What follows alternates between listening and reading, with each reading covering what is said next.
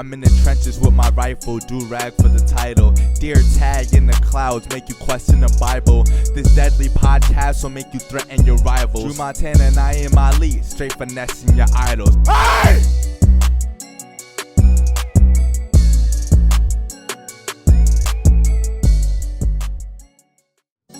Yes, sir. I'm in I don't think there's a countdown. I think we are live. It is Durag and Deertag episode 84. This deadly podcast will make you threaten your my left rivals. on the internet, we have my straight co-host, finessing your idols. Naeem, him, the comedian, Ali.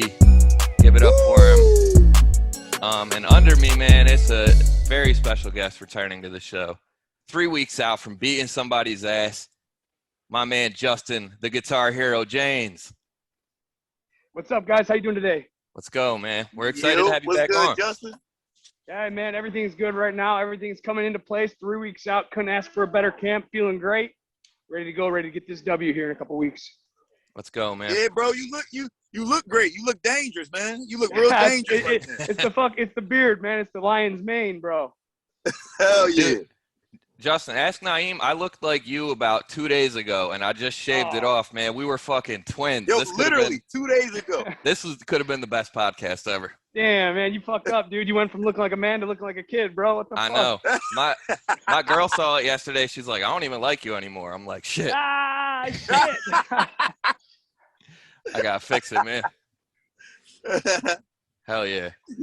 So what, you working some miles off right now? You on the treadmill? Yeah, man. I just got done doing my cardio session at 11:30. Had to do a little coaching. Had to coach a class here at Extreme.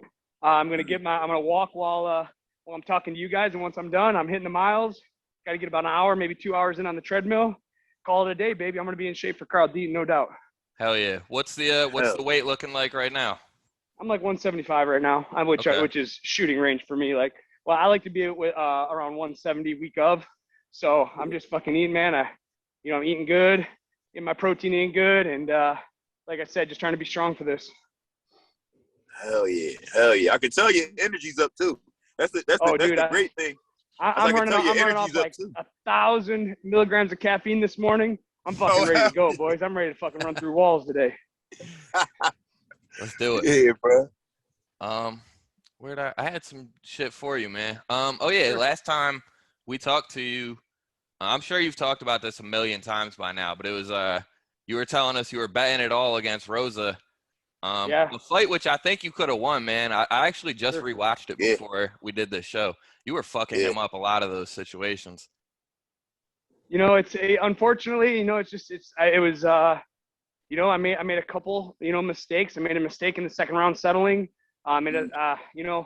It's people say, and I can say it was a mistake in the third round taking him down. Now, to my defense, I didn't know he was rocked. Obviously, after rewatching it, it's easy to see from an outsider looking in, but with fatigue set in, with my mind, going to that kill, I didn't realize that he was hurt.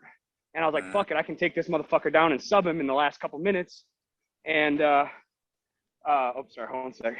Sorry. My mom called and I declined it. I thought I was going to be able to take him down and sub him. I've been working with Jake Shields, Dennis Davis. Unfortunately, Charles is a resilient black belt. He's fighting in the UFC today. He might have already fought already. He's a super tough guy. He's super durable. I hit him with big shots. And that's the one thing, I want to criticize judging about it. It was a close fight, don't get me wrong. But at nowhere in the 15 minutes we fought was I in any danger. He had no submission attempts. He didn't hit me with any big shots. And, I felt I landed big shots. I know I had him hurt a couple times. I wish the judges would have took that into consideration when judging the fight, obviously, because I bet $20,000 on myself and lost. But, hindsight's always 20/20, man. There's a couple things I could have done a little different. I wish I would have done a little different. I had a lot more money in my pocket had I done them. But at the end of the day, it's the fight game. And, we live, we learn. And, I can't cry over spilled milk, man. I can sit here and complain all I want. But at the end of the day, my money's still gone and still lost on the record. So I'm just going to get better from it and move forward. Hell yeah. Yep. That's all you can do, man. You think you being friendly with Rosa before the fight affected it at all? No, not at all. No? Okay. I have 70. This my next fight will be my 75th MMA fight. 99.9% of the time, I have no problem with my opponent. I want to fucking hurt him. But at the end of the day, it's my job. You know what I mean? Like, it's never personal. This Deaton matchup is a little bit different, but for the most part, I mean, I'll talk shit to my opponents, but I'm just trying to sell tickets, sell the fight. Right. Me and Rosa, again, been in the UFC for like 10 years. You know, he's fought, 10, 12 times in the UFC. He's beat some really tough dudes, lost to some tough dudes. It was an honor to be in the cage with him. But at the end of the day, again, it's just my job, man. I'll fucking shake anybody's hand before my fight, give him a hug. I don't care, except Carl Deaton. I don't have the same respect for him. Right. Well, that's what I was getting at, man, because I saw you got some malice going into this one. So what makes this different?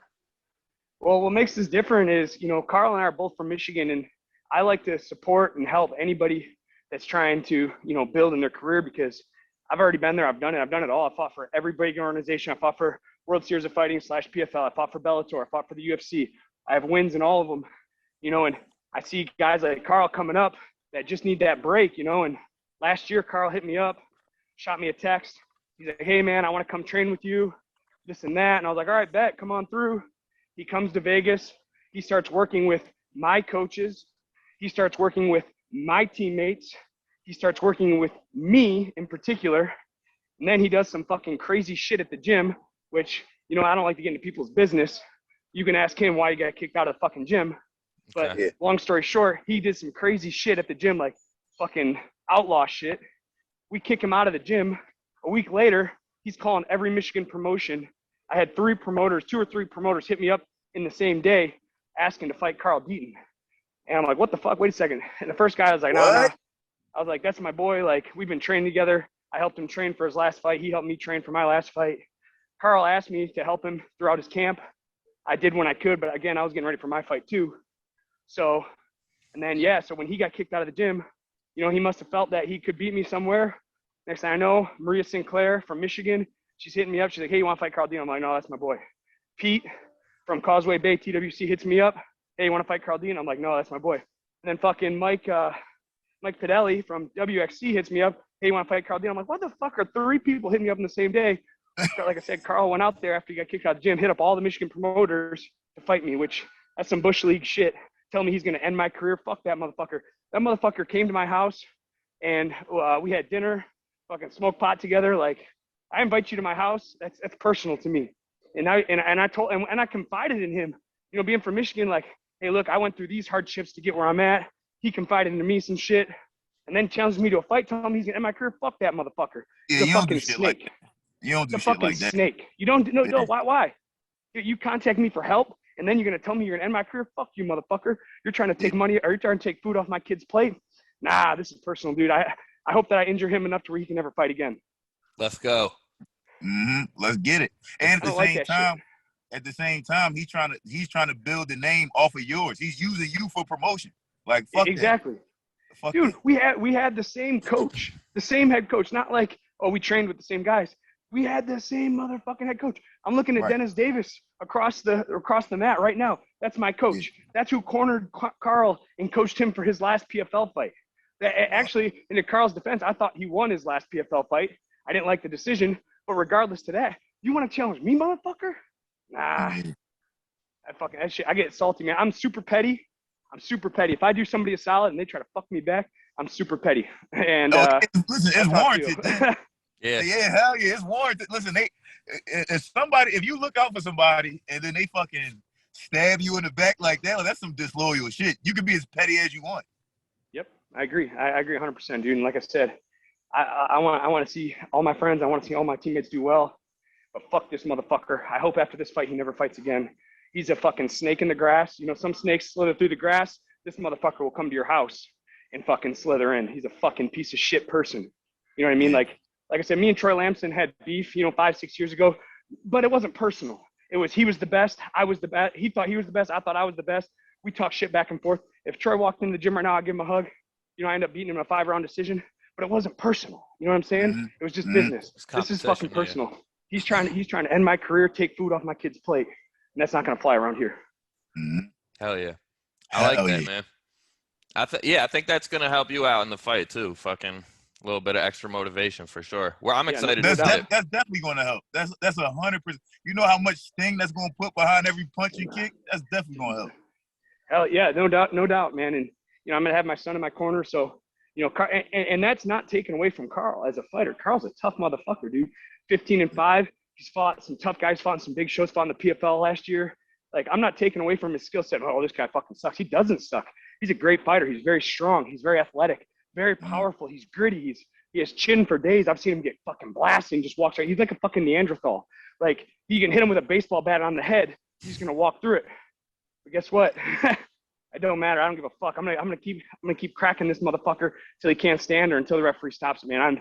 I'm so motivated and so determined and just so emotional about this. Like, I'm not gonna let my emotions get the best of me, but this is a big deal to me. And I'm essentially fighting for free. And that's the worst part. Going from fighting for 20,000, 25,000 for essentially for free. What are you gonna do, Yeah. I mean, you got, but you sharpening your sword. So that's the pay. That's the pay right there. Yes, sir. Absolutely. Yeah. That's the goal, is we're going to see you back in the UFC hopefully soon. Yeah, I'm hoping I'm going to knock out a couple guys real here quick. I've really adjusted my training. I'm adjusting my game plan. I'm working with Mad Burnells right now. He's ranked number 2 in Bellator. Close friend. I'm looking at him right now. I've been working on some stuff that he's really good at, and I've been helping him out with his camp. He's been helping me out with my camp, and I'm really thinking that this could be the difference maker of how this fight goes, because Carl wants this phone booth style fight, but he doesn't know how to fight inside a phone booth. I do. So when we step on the line and we start slinging punches, we're gonna find out who's faster, who's stronger, who wants it more right away. Let's do it. What's the how's the Extreme Couture team looking over there? Oh man, we are fucking stacked right now. I mean, we just got Gym of the Year, Eric Nixick, Coach of the Year, through MMA Junkie. I mean, well like I said, deserved. through MMA Junkie. Well, yeah, man, we got champion after champion. We have, like I said, Dennis Davis head coach, Eric Nixick coach, fucking Nate Pettit, fucking Ray Seppo, Eddie Baracco. Like, I can just go down the list of phenomenal world-class coaches we have at Extreme Couture. Not even to mention the fighters. Dan Ige. You might have heard of a guy named Francis Ngannou, UFC champion, arguably could be one of the most dominant champions of all time. Our lockers are next to each other, man. I got Mad Burnells here. I'm looking at him right now. Ranked second at featherweight in Bellator. We got Juan Camilo, who unfortunately just broke his arm in training the other day, but UFC. Gustavo Lopez, UFC. Brian Caraway's in and out, which is a plethora of knowledge. Jake Shields, I just added to my roster, my coaching staff last year. Roman Isbell, fucking going above and beyond for me everywhere we go. This gym is just the mecca of a fight gym for Las Vegas. There's anybody that has a name is in this gym. The more fights I watch, the more fighters I find out are in Extreme Couture, and it always surprises me. I'm like, God damn, they got fucking everybody, man. It's always the winners. It's always the winners. Whoever wins. Damn, you from Extreme Couture too? My girl Cheyenne Velismus fights out at Extreme Couture. I just learned that her last fight, she was beating somebody ass, and then they shouted y'all out. I was like, damn, it makes sense. Yeah, Cheyenne.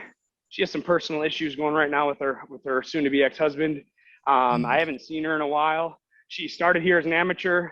She moved to Africa for a while, got married, moved back, and now there's some personal issues going on with that, which it's not my position to talk about. But yeah, she's an incredible fighter. We have Casey O'Neill. You may have heard her. We have B. Nugan. Casey O'Neill, B. Nugan fights in 105er, fucking stud.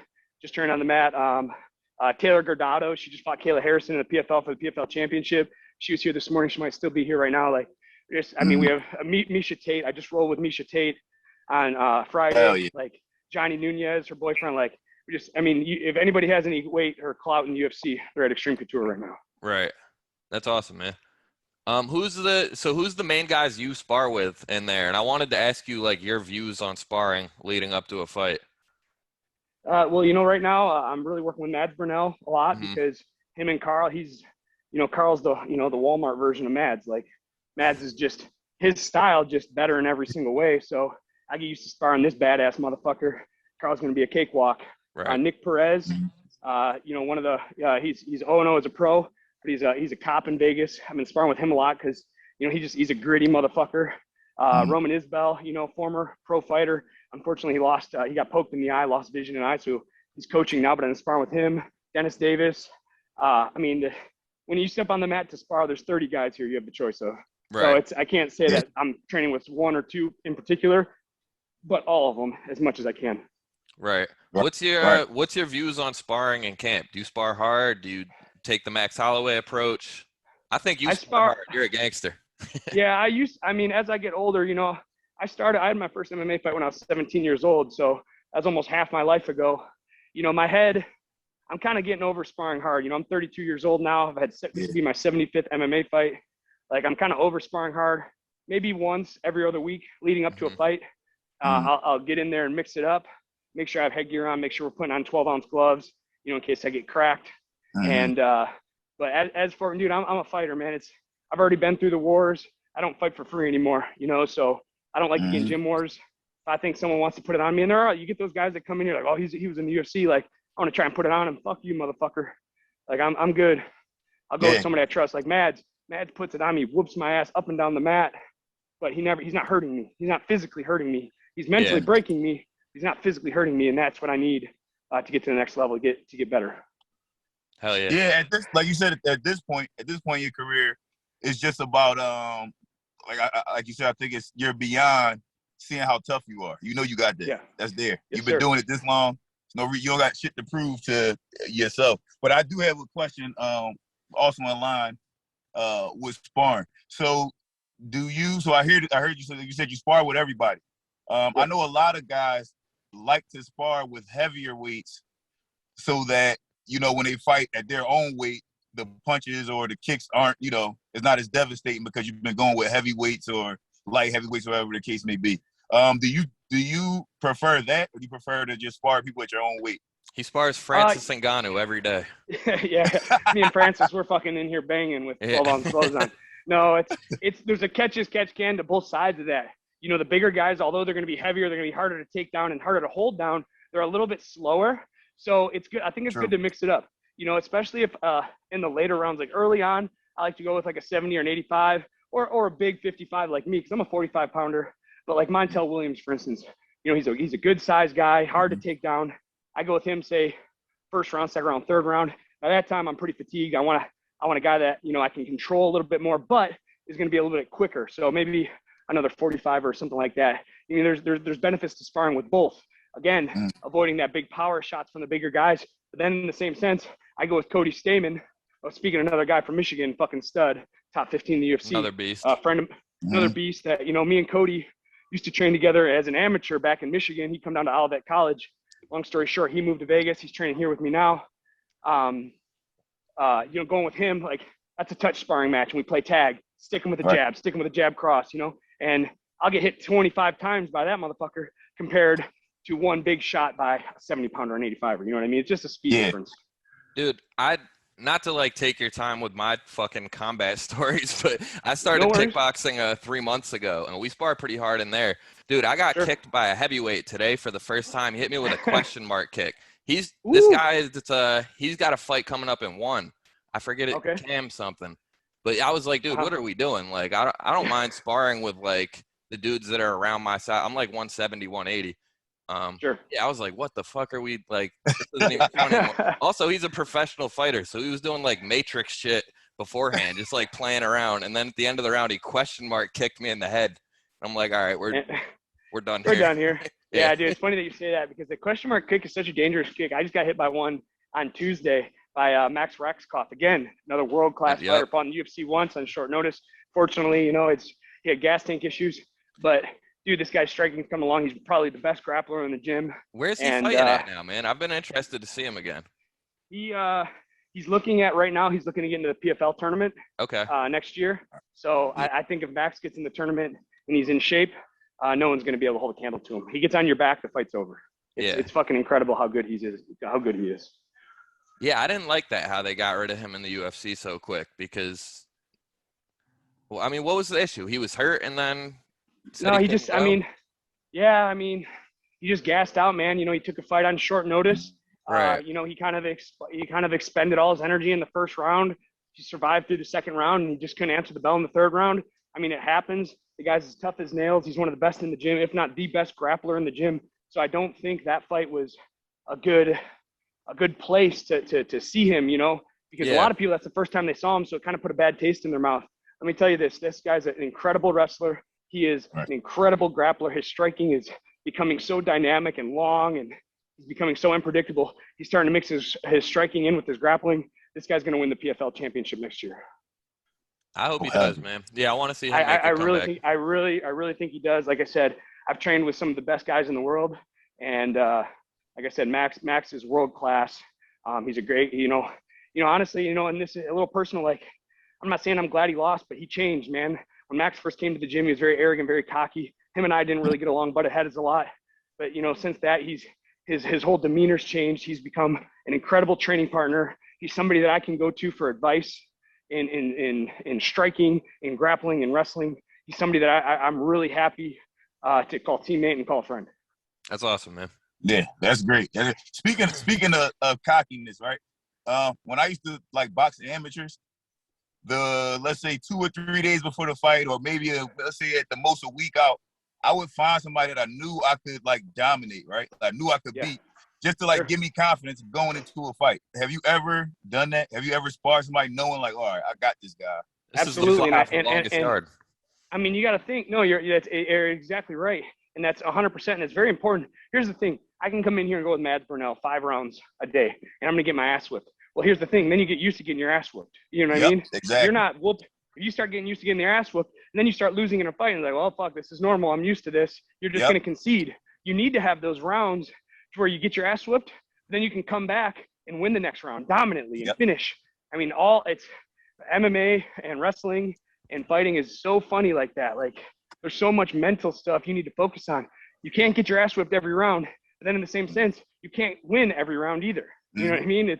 It's a very fine line, and you have to play both sides of it, because if you're on too much of one side, you're going to get too comfortable of getting your ass whipped, or you're going to get too comfortable winning and can't battle with adversity. So it's a fine line. It's taken me 15 years to figure it out, but slowly but surely I'm figuring it out. Well, I was just going to say that. You said earlier you're 75 fights in, and somebody on their third fight doesn't think like that. You know what I mean? They lose a round and it fucking breaks them. So, dude, like I said, I've been in gyms where I've been in situations to where my whole fight camp that I'm whipping everybody's ass. Like I pick and choose. Like, I just want to boost my confidence. I want to feel good. And then I get in a fight and I see the other side of that losing a little bit. And it's like, fuck, what's happening? Like, I don't know what's happening right now. Like, how am I losing? Like, I've been doing so well. How am I losing? With that being said, I got to be able to find those spots, which is totally possible against Carl, man. He's coming out ready to rip my head off. And you know what? For whatever reason, he's super emotional as I am. He doesn't really have a reason to be. But, I mean, there's going to be some times in this fight where I might be down. I might be losing. I might get cracked with a big left hook, because that's his best shot, And I got to find my guts and fucking answer the bell and fucking put it on this motherfucker. No matter how hard he hits me, no matter what kind of pace he tries to put on me, I need to give it right back to him and give him a little bit more and break this motherfucker. 100%. Yeah, it's that It's that we've been here before voice. Like, when you get caught with something, you feel like you about to go out, you're like, nah, we've been here. We've been here before. It's funny because he's fought on Dana White Contender Series twice, named Jacob Rosales from California. Super tough dude, super fucking good dude, man. I hope he gets a break here, because this guy's a fucking stud. And I went to California, fought him on short notice. And the first round, he just puts it on me, like bang, bang, cracks me with an overhand, sits me down. I get back up, I pull guard to recover. It was this mess. And that was one of those times where I was taking it easy in my camps, like trying to win. So I go back to my corner. I'm like, what the fuck? Like, I felt so good during training camp. Why am I so tired? And Dennis, pulls me out of that hole and says, listen, whatever game plan you think you have, throw that shit out the window and hit this motherfucker in the face. And I was oh shit, I know how to do that. Next thing I know, bink, drop him down. He goes to recover, and I put him to sleep. You know what I'm saying? It's just, you got to find yourself in those holes and be able to dig out of them, because some people try to dig, and the harder they try to get out of these holes, the deeper they go. And you got to fucking get your ladder and get rid of that shovel. Hell yeah. I like that. Get the ladder, get rid of the shovel. God damn. We do comedy, and it's something I hate people compare fighting and comedy. I hate that shit, but there are similarities. It's not to cut you off, because I train with a couple comedians, and I tell you what, although it's different physically, but bro, like, it is so similar. Like, I know same thing with the music business. Chris Kale, he's a guitar player for Five Finger Death Punch. He trains here. I see him almost every single day. We compare how the music industry and fighting is the same. Poker and the thing, comedy and the thing. Dude, they have the lowest lows and the highest highs. I mean, you get on a stage and you start busting off jokes and no one's laughing. Like, fuck, how do I dig out of this hole? You know, but on the same, you know, that's how I compare it. Anyway, sorry to cut you off, but. Well, no, he's right because yeah, I bombed hard on Thursday, but I've been doing it long enough where I'm like, well, we'll get them tonight. So it is what it is. Absolutely, and you just fucking dig out of that hole and you come back with something else. That's the same thing like MMA. You lose a fight, you got to fucking come out, dig out of that hole. Don't go back to the same thing you did last time that bombed. You got to come up with some new material, I guess. That's what I look at anyways. No, you're 100% right. Or at least fix the part of the material. You know what I mean? It's always something like the 1-2 could not work, but it's a reason it didn't work. Throw it cleaner. So. Right. Yeah. And like you said, the mental aspect of it is like, it's one of those things where it might not be that your 1-2 isn't working. It might be your energy level. You might be throwing that bitch slow as hell. You see what I'm saying? And it's the same thing with comedy. It's like, the joke might work in one room, but it might not work in this other room because maybe your confidence down. Maybe you know, we're staring at the floor. Who fucking knows? Like, hell yeah. Delivery. I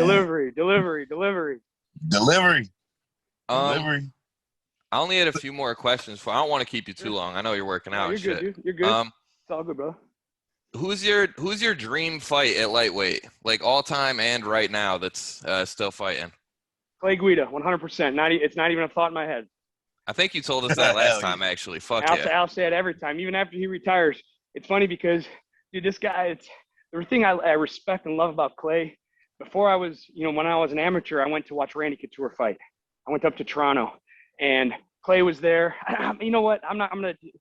It might have been another fight, but long story short, Clay was there, and I got to meet him for the first time. This is like 2009, 2010. And I was shell-shocked, like, wow, this guy's a bad motherfucker. And he's one of the baddest. I love the way he puts his hair in his face, and he just fucking scraps Diego Sanchez. Like, when they had that fight, like, he lost, but holy fuck, like, that's who I wanted to be. That's like, I want to be Clay Guida. And now, 2020, I get called, you know, to the UFC. And now, not only am I in the UFC, me and Clay are fighting on the same card. And, you know, the first time we did, I knocked out Frank Camacho, and we're in the elevator. And the thing is, Clay remembers me from back in 2009. That's dope. And he's like, oh, yeah, fuck. So we get some pictures together. After I won, he congratulated me. I can't remember if he won or lost. But then when I fought Devontae Smith, again, Clay and I fight on the same card. He wins, I lose. Him and I end up having our after parties together. And I always tell him, like, hey, Clay, like, it's nothing but respect. You are the fucking man. And I, you know, honestly, just to be in the cage with him, looking across at this fucking rugged caveman, carpenter. Oh, that would just be a dream come true. I could end my career on that note, win or lose. Yeah. Dude, when he won his last fight, I think it was a few months ago, man. That got me hype. Like, just sitting on the couch. He was a huge underdog. Yeah, and he subbed him. And he subbed a black belt. He subbed a high-level grappler. Yeah, that was nuts. I mean, dude, this guy's the fucking man, dude. He's been the man as long as I can remember. I can't imagine him retiring. I can't imagine him not fighting. My goal is to get back to the UFC this year and fight Clay Guida by the end of the year. I win 2-3 fights. If Clay ends up stumbling, you know, falling short on one of these, there's a chance that I get thrown in there. You know, if he has an upcoming fight and there's an injury, bet your ass Justin Jaynes is jumping in. Hell yeah. I know you like those short notice fights too. Well, it's not like that I like them or not. I'm not going to say I like them, but I'm not afraid of them. You know, I'm not afraid of opportunity. You know, people always say opportunity knocks, don't open the door, fucking kick that motherfucker down and see what's on the other side. And, you know, unfortunately, my last times I've kicked it in, nothing good was on the other side, but you know what? The first time there was. So, you know, I'm not going to I just keep kicking indoors, man. Hell yeah. Yeah, I saw you're coaching a lot too. How's that been going? Have you always been coaching? Yeah, dude, I did first time I came out to Vegas was 2009. And I did my college internship here as a wrestling coach under Brian Keck. You know, unfortunately, Brian passed away a couple years ago. Not that he was in the gym anymore. He ended up going to another gym doing his own thing. But yeah, I've been coaching here since 2009. Okay, nice, man. Do you think coaching is making you a better fighter as far as technique and, like, you know, just like the mental aspect? And because I've heard that before. I heard that coaching and training other fighters makes you a better fighter. Yeah. Oh yeah, I think absolutely, because there's so many times where I'm showing a technique, like in grappling. Just for instance, on Thursday I taught grappling, like adult grappling, and I'm going over a technique that I do every single time I roll. But if you ask me, like, what makes that technique so good, my thought would be, I don't know, I just do it. That's what makes it good. But when you teach it, you have to break down the specific individual things that you have to do to make this move successful. So it reiterates to you what you're doing. With that being said as well, you got to know the defense to it all. You know, if you want to be good at a move, you got to know how to do it. If you want to be great at a move, you got to know how to do it, and you got to be able to defend against it. If you want to be perfect at a move, you got to know how to do it, you got to know how to defend against it, and you got to know how to teach it. That's why I look at it. Right. Wow. Damn, I might tweet that. Yeah, hey, quote me though. Deep, Quote bro. me, man. Shoot me a quote. What was the Wanna be ladder good and at the moving, shovel you gotta know thing how to too? do it. You dropping gems here, dude. Hell yeah. yeah. I'm about to get that shit tattooed on me somewhere. What? Damn. Oh, that's man. awesome. You know, that's deep. Because I did, again, like I said, when I stopped fighting amateurs, I knew I wasn't going to be a pro. I was just, when I was too young, I was in college, I was smoking weed all the time. I'm like, yeah, I'm done fucking fighting. But Sure. I would still train people. And I would notice things like, damn, if I was still fighting, this would work. Like, oh, hell yeah. It happens all the time. Even when I train, I train amateur boxers, it's like, oh shit, okay, what can I do but yeah, it's a constant evolution. The game changes all the time. You know what I mean? And it's with anything. Comedy changes, I'm sure. Fucking music changes. Everything changes. MMA is just, sometimes back in the day, Gracie would, pull guys on top of him and sub them from the bottom. Now nobody does that. Man, Ryan Hall maybe. But besides that, then there was the Machida era and the Anderson era where they're just incredible kickboxers, and Machida was a karate-style kickboxer. That doesn't work anymore. People have adjusted to that. And now you got guys that are incredible boxers that are adding in kicks. You got Clarissa Shields in the PFL. What the fuck? Who's calling me? Somebody's FaceTiming me. Is that one of you guys? No. Fuck someone. Someone FaceTiming me. That fucking annoys me. Like a number I don't know, FaceTime. Yeah, I'm gonna answer it. Cool, bro. Anyways, so yeah, you got Clarissa Shields. You know who I think is the GOAT of boxing right now, and not only the GOAT of 100%. boxing, but you got to take. This girl had the balls. James Toney did too, but then he quit afterwards. Like to be a world-class boxer and try something else. And unfortunately, it's just not the same. They were comparing apples to oranges. All these MMA fighters want to go to boxing. I firmly believe that MMA fighters are tougher than boxers, and that's no offense to you by any means. No, they definitely 100% are. Nobody can argue that. Because you look at Francis Ngannou. He's trying to fight Devontae or Wilder and Tyson Fury. Like, what? You don't see You don't see Wilder and Fury coming over to UFC. Be like, oh, I want to fight him in MMA. Oh, no, they get their legs chopped up, man. Well, it's the whole Jake Paul thing too. Jake Paul's telling Masvidal, come over there. Masvidal's like, fuck that, come here. Let's see what happens. So I tell you what, Jake Paul, I didn't like him at first. I didn't like his antics at first. But after I remember you hated him last time, yeah. I didn't like him. I hated what he was doing. I was like, but guess what? He knocked out Tyrone Woodley. And you know what? Tyrone is not going to get knocked out by a white guy in boxing gloves and fall. You know what I'm saying? Like, not fucking intentionally. You know what I mean? No, fuck no. Like, right. People are like, oh, it's fixed. Like, watch him. He flicks his wrist. Shut the fuck up. He flicks his wrist so he knew that the overhand right. Listen, I'm not getting hit by a 200-pound guy with an overhand right and being embarrassed on TV. Tyrone has money, man. He's a UFC champion. Essentially, some people think it ruined his legacy. I don't think it ruined his legacy because he's always been an incredible champion, but he's not a fucking chump. You know what I mean? No. He's not letting some fucking YouTuber knock him out for money. That's just no way. No, that's a top 5 welterweight of all time. He's not. Yeah, no doubt. Absolutely. Yeah. And the punch that he got caught with, like I saw all those videos, people saying that, was it set up? He flicked his wrist. A lot of times, if you don't watch boxing, I can see you saying some shit like that. Like, oh yeah, it was but if you watch boxing, like you might flick your wrist to feint to the body. So then you drop your arms. That's Tyson Fury's whole game. That's exactly what he caught him with. Like he was hitting him in the body with that straight right. I think he set it up fucking incredible. He lowered his level, cracked 2 to the body. Lowered his level, cracked 2 to the body. Lowered his level, overhand right. I think it was a perfect setup. I think it was executed beyond perfection, and I think Jake Paul needs to get credit for that. And it's the first, and you know what? And again, that's one of the first combos you work on when you're boxing is you're setting up your overhand by hitting somebody in the body. So again, like I said, when I saw it, I'm like, nah, that wasn't a setup. That was just a good punch. Like he called it. Fucking awesome punch. Hell yeah, it was. No, I agree with you 110%. It was a great punch. Hell yeah. Well, we're back on the Jake Paul fan base, dude. Would you fight Jake Paul? I would fight anybody for that kind of money. I'd fight Francis Ngannou. I'll fucking fight Francis. Like I was high fucking like 6 months, maybe a year ago. I'm like, you know what? I'm gonna go find Jake Paul and I'm gonna start throwing eggs at him and I'm gonna run, get this publicity. And now after that, it's like, you know what? He's for the fighters though. He's telling Dana to give us more money. He's telling Yeah. Dana he wants the fighters to have health insurance. You know, if you get signed to UFC, you have life health insurance. Dude, like, you know, being a fighter, especially cut from the UFC, I don't have insurance. I play in one of the most dangerous sports in the world. You know, we could die any day, break our arms any day. I don't even have health insurance, you know, now. Yeah. So when I was in the UFC, I did, but now it's like, fuck, I just have to hope I don't get injured and hope I know somebody if I do. Right. Yeah, Man, right. that is, it's a crazy, crazy fucking game, man. But I mean, it also adds to like a level of respect for the fighters. Sure, absolutely. I'm sure most of them, especially outside of the UFC, most of them don't. Yeah, 100%. We can't afford it, man. We're getting Yeah. paid hundreds of dollars, or you know, this next fight, I think my purse is $2,000. Like, what? After I pay, and I have to pay for my travel. So okay, let's say $400 for travel. All right, now I'm down to $1,600, and I have to pay 30% in taxes. So there's 600 more. Now I'm down to $1,000. I got to pay my coaches 10%. There's 200. You know what I mean? So I pocket $800 at the end of the day. What the fuck's $800? So you can cover my fucking rent. Right. Yeah, yeah. But it can set you up for a better opportunity. So that's why we're doing it. Exactly. This is just a setup for a higher and better opportunity is all. Yeah. Hell yeah. Hell yeah. Naeem, like you got any other? Oh no, I wanted to ask you something else. Sure. Yeah. So we were talking about the whole Jake Paul thing.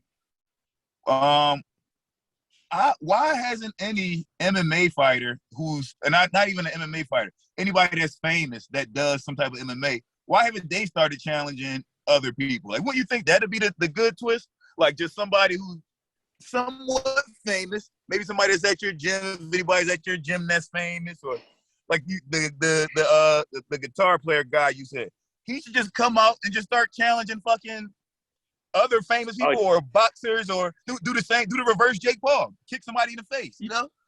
You know, I agree, but you have to understand a lot of these guys, they aren't fighters. You know what I mean? Look at all these football players that have tried to transition over. They get punched. I mean, they're going against some of the biggest, baddest human beings in the world, athletic-wise as well. But once they get punched in the face, they don't like it. You know, and I mean, it's one of those things like Chris, he's a fucking awesome guy. He's fucking super strong. He's super tall. He's a great kickboxer. But I don't think he really wants to go get punched in the face. Right. And that's fine. Yeah, you know, and I think that's what it comes down to, because, you know, why give up? If you're a half-assed celebrity, you're probably making, you know, good money. And you could make a lot more, but what if you get injured? You know what I mean? And then, you know, what if he breaks his hand and he can't play the guitar anymore for five-finger death punch? Right. Oh, yeah, true. Yeah. Dude, Jake Paul was also like a huge celebrity. I didn't get the reasoning behind it, but like he had a huge name going into it. So yeah, I don't know about the YouTube followers and shit like that. But yeah, from my understanding, my son knew who he was prior, and I don't follow that shit. But yeah, he's like I said, and I'm a fan of him now. If he's advocating for fighters, I'm all about it. Yeah, 100%. Hell yeah, dude. If we set some shows up out in Vegas, can we come train with you? Fuck yeah, dude. Hell yeah. Anytime. Oh, hell Shoot me a text. Come on. Yo, we are doing that. I promise you that's going to happen, man. Once I saw you were coaching, I'm like, we're fucking coming, dude. Oh, yeah, definitely. Anytime you guys want to come roll out, whether you want to do boxing, grappling, wrestling, I don't give a fuck. Just show up, and we'll get to work. Hell yeah, dude. Hell yeah. I got some shit to look forward to. Hell yeah. Let's go. Let's make it happen. Yeah, that's all the questions I had, dude. Naeem, you got anything else? Not really. You know, and I want my guy to be able to get as much training as he can. Yeah. We need this W. You know, we need this. Hey, this is everything, man. And you know, I appreciate you guys, you know, reaching out and having me on your show. Like, this isn't a game. You know what I mean? This is my life. Like, if something happens and I lose to Carl Dean, I'm not really sure what I'm gonna do. You know what I mean? It's gonna put me in a really bad spot mentally, financially, and I don't know what my next move is. So again, just like my last fight, I'm all in. Let's do it, man. We're Guitar Hero Gang. We're betting on you as well, man. Hell yeah, man. Thank you so much. When's the fight and how can we see it? February 5th. It'll be probably streamed live on Instagram. It'll be on my Facebook Live. Yeah, that'd be the best way to watch. You know, Instagram JAY09MI, Facebook's Justin Jaynes, Twitter Justin Jaynes MMA. I'll be doing updates throughout my warm up, throughout everything, and then probably before I walk out, I'll give my phone to somebody, and they'll just videotape the whole thing. Hell yeah, we're definitely we're all the way tuned in then for sure. I appreciate you guys so much. Thank you. Hell yeah, man. Yeah, we appreciate you coming on, and yeah, let's get this win and make it happen again, dude. Yes, sir. Let's do it, man. I appreciate you guys. All right, Appreciate thanks, you bro. too, Justin. Thanks, man. All right, I'll talk to you guys. All right, peace, man. All Good right, luck. man. All right, bye. Thank you. Good luck. What a fucking soldier, dude. Oh, he's the fucking man, bro. Dude, I've never That wanted somebody to motherfucker win a cool as fight so shit, bad. dog. I've never been. Never in my life Yeah. have I been this invested in a fight. Like, dog, not even my own fights. You know, like, dog, when he just said just now on the closeout, dog, like, like he said, like, like, I don't even know where I'm gonna be after this if I don't fucking win this fight. Dog, He has to win. I'm about to go fucking help this motherfucker somehow. Dog, that's What crazy. can we do, That's dude? crazy. Fucking knock the fuck out right before he hit him in the back of the head with a crowbar before I know. when he get out his car and he get to the fight. I want to poison Carl Because the Deaton, other but I boy don't was know. still fight. He seems too honorable. Yeah. Like, we would see him before the fight and be like, dude, we fucking gave Carl some laxatives. He'd be like, why the fuck did you do that? Yeah, why the fuck would y'all do that? We're like, no, we came to help, dude. I fucking told y'all. Right. He broke both his legs this morning. He'll be Definitely like, what? We slipped the Xanax in his water. This should be an easy walk for you. Dude, Carl's on Take 8 his ass grams of out. mushrooms right now. He doesn't know it. Yo, hell yeah, dog. Yo, this motherfucker gotta win, yo. He has to. I got faith in him, dude. I do too. Yo, listen, I tell you what, man, it's hard to fight anybody with their back to the wall, bro. I mean, especially somebody with kids and all that. Yeah. Especially somebody that was like trying to look out for this guy and then he fucking snaked him. I'll tell you what, the energy and the fucking momentum is on Justin's side. I'll tell you that right now. Yeah. Nah, man, he looks ready. I can't wait. He's ready. Yeah. What is it, His January energy level 5th? was higher this time than when we talked to him the last time. Like, he's ready. He's in Yeah. go mode, yo. Yeah, he's got 20 days, man. 21 Yeah. days, something like that. Fuck yeah. Hell yeah. Go mode, bro. February, I'm I'm hyped. definitely watching that joint. On Instagram Live, too. It's a $0 pay-per-view. Let's go. Mm-hmm. Hell yeah, dog. We should have a fucking fight party. Dude, I wanted to tell him about the last time he fought. Me and James filled up the inflatable pool and just watched it in the living room. Oh yeah, right. That's right. Hell yeah. Yeah. Yeah, dog. Yeah, we gotta do something. We're going to set that up. Watch the joint together. Maybe we should go live while he's live. I was going to ask him, be like, dude, can we go What's up, live man? on your live and commentate it? But I don't think he would have did that. Oh hell yeah, that'd be. It fuck would that. be He'd be like, funny. fuck Yeah. that. It would be hilarious. The fight commentated by Durag and the Deertag. He loses, we just Yo, sign now off. we gotta say. We're like, what? Yeah. Bad connection. Boop. No, he ain't going to lose. I just had to say that. No, He ain't not gonna lose. bro. He ain't gonna lose. Like, what? We in a tunnel? Is that No, he not going. No, he got this shit, bro. Yeah. No, we gotta set some Vegas shit up though. Now we gotta get out there. Yeah. No, I was just making that up, saying we potentially had shows in Vegas, but who does comedy That'll never happen. in Las Vegas? That'll never. I'm going out there. Who does comedy? I'm going out there to train. Dude, Yeah, I do that's know what I'm somebody in Vegas. Yo, saying. Nikki Who's in Carr. Vegas? Remember that podcast you canceled with Nicole Phoenix and or Nicole Spain, Yeah. Nicole Spain and Bikini Body and them? They had me on with Nikki Carr, who placed like 3rd and last comic standing, like whenever that show was good. I don't even know if that means it probably doesn't mean anything because the winners of that show never got anything. Yeah, it don't do anything either. Yeah. The more I think about it, this might not be an actual plug. Some homeless lady. No, we better off just setting up. Right. No, we better off just setting up a normal Vegas trip with our friends and just doing shit how everybody else does when we're not doing no comedy in Vegas. Who the fuck are we? Nah, bro, we doing And comedy first of all, in Vegas. the comedians that do they even have open mics? The fuck? And even the comics that do comedy in Vegas, they got like fucking, they do that shit at like casinos and shit like that. They washed up. Yeah, that's fine. I'll be on there with fucking me and Donnie Osmond. We'll do a show. Yeah, yo, we had to do a show with fucking Sinbad. You know what I'm saying? Yeah. Tell some jokes with Sinbad or some Be shit. fucking me and Chris Angel would be hanging from the ceilings telling jokes. Right. Hell yeah, dog. Matter of fact, I think Bill Burr got a residency out there, I think. Yeah, we'll just hit up No, Billy. no. Yeah. Yeah, hit up Mr. Burr. You know what I'm saying? Call up Bill. Well, Billy. awesome, dude. What you got any shows tonight? Tonight? No, but I'm probably gonna pull up at y'all, John. I don't know, because I got the kids and it's my ex-wife's birthday. So I might really have to be a dad tonight, you know what I'm saying? Yeah, bring the kids. It's fun. Hell yeah. But yeah, I probably gonna pull up the y'all, John. That y'all show's fucking stacked. That man. show about to be funny as shit. I'm hoping people come out. Tokyo. I don't know why I'm plugging it because this isn't coming out till probably next week sometime. But right. Imagine I had a show and think about you being there and how funny it was. Now go back in time and go to the show. Well, what you got next week? I don't got shit coming up, dude. I got Sesh next week. Yeah, I'm coming with you to that, and then I got Sesh the following week. Yeah. That's what we're doing, dude. We're doing comedy in New York. In New York, yo, in a real ass fucking venue. In the home of Julius Randle. Hell yeah, dog. Catch a game at the Maddie. Yeah, it'll be beautiful. Yeah, let's get out of here, dude. I need some food. Justin Jaynes, thank you again. Thank you, Justin. You're the fucking man. Probably the coolest person we ever talked to. I mean, appreciate it, bro. Yeah, he's guest of the year by far. 100%. By far. Hell yeah. We got to send him a hoodie.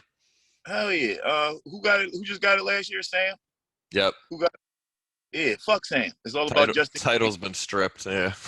Yeah, Sam, the only way you can get it back is if you beat him in a fight. So I don't know how you gonna get that title back.